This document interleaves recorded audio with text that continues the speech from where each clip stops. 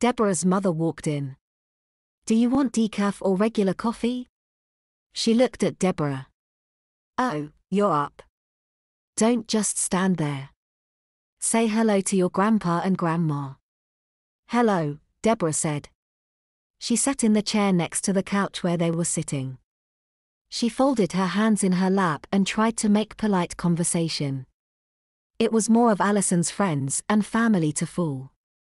She longed for college to start so she could be herself and stop pretending to be Allison except in name only. "What time do we need to be at your graduation ceremony?" asked Grandpa. "It starts at 5:30, so I would get there by 5, said Deborah.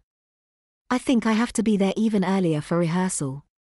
She dreaded the rehearsal because Julia had texted last night that their truce was over and it was fair game to tease her again.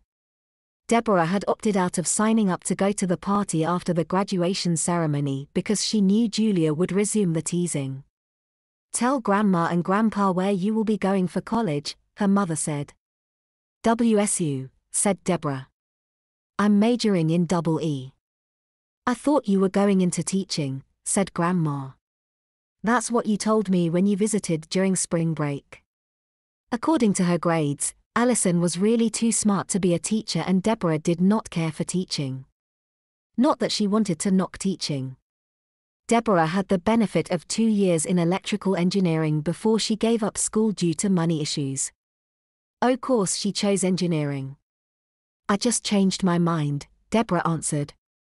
"I know it will take a lot more math classes, but I did well in math." "Whatever you do, Allison," said her grandmother, "you will do well." "Thank you." "Breakfast is ready," said Deborah's mother. Her mother outdid herself with bacon, omelets, and pancakes. Deborah smiled as she took her place at the table. She sat between her grandparents and enjoyed her dinner. When dinner ended, her mother cleared the table and her father stood by the back door. "Since Allison is graduating, she is almost all grown up," her father said. "I love you, Allison, and I got you a gift to start out your adult life.